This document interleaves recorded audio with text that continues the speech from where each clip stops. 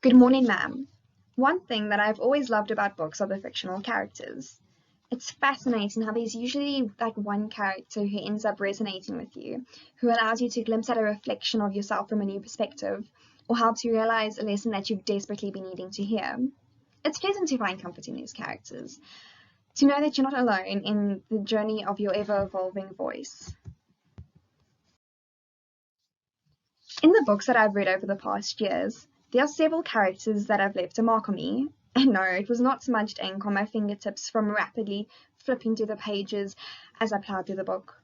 Morrie Schwartz, Star Carter, Viola Eade, and Tiny Cooper are all people I will never have the pleasure of physically meeting, but they've tremendously guided me on the way as I experience life.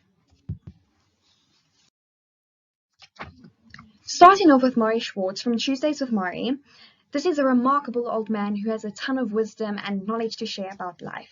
He teaches Mitch Albom both in college as well as years later as Morrie is dying from ALS, the class called The Meaning of Life. As I read through the book, I soon realized how I was a ghost, attending silently in the background of this class. It's indeed amazing in how the author Mitch Albom has such a lovely way of conveying the rediscovery of life and how to fully grasp every breathing moment through these characters and these Tuesdays, without it sounding like a tacky self-help book. The next character from The Hate You Give, also known as Thug, is created by Angie Thomas with the name Star Carter. Star is a strong, outspoken, and fierce young lady who learns to use her voice and speak up against police brutality, against the systemic racism that remains to be rife in our society, after her unarmed and innocent friend Khalil is shot and murdered right before her eyes. I always find myself in awe of her journey, from being afraid to finding the courage and speaking the truth despite her fears, all while dealing with unimaginable trauma.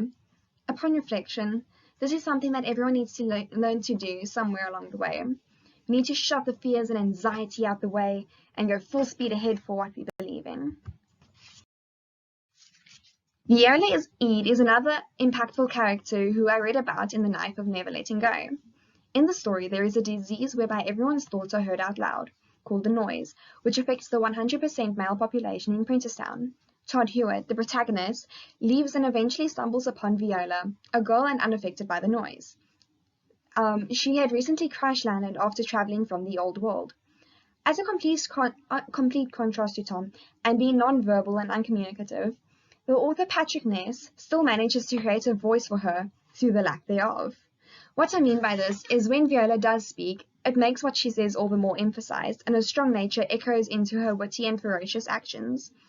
She taught me that it's more what you do that essentially reveals your voice, although I do know that effective communication is still vital. Lastly, and best of all, there is Tiny Cooper, a truly loud and proud fellow, and is probably the one who stuck with me the most. John Green and David Levithan, the co-authors of the book Will Grayson, both developed the character and his voice. He has absolutely no fear of unapologetically being himself, confidently taking up space to exist and letting his voice boom across the hallways. All he wants to do is to make others happy, even if he gets hurt or goes unappreciated in the process, or ends up in heartbreak after falling in love with a new guy every week, which is perhaps not a mature approach to relationships. It still does teach me to learn to be vulnerable with my emotions and to speak more what's on my mind. This is something that I needed to learn, and I'm still learning to do so. As someone who was previously affected by selective mutism when I was a small child, and as someone with social anxiety, I know what it's like to get caught up in your own head and how challenging it can be to put yourself out there. The absolute fear of being perceived. However, once you start embracing who you are and what you have to say, it does get easier. It's almost as if you're a video game character, being presented with the same challenge that you keep failing over and over again, but you inevitably gain experience from testing new strategies. Then you start leveling up, and the challenge becomes easier to overcome. This is much like discovering your own voice, because I think that sometimes some of us tend to get wrapped up over whether what we say is of any value or is the right thing to say, that we do not end up saying or doing anything at all, and we remain stuck on the same level and we never move forward. We need to learn to give ourselves room to grow and an auditorium for our voice to echo through, also with a safe space of trial and error. Thank you